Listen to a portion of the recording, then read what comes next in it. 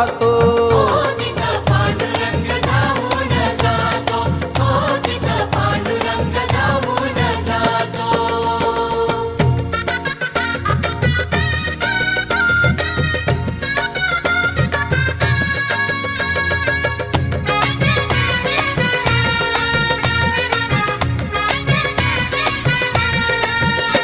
अहो विठ्ठल नामाचं वेड जिला लावलं आणि त्या सकुला खांबाला बांधून ठेवलं.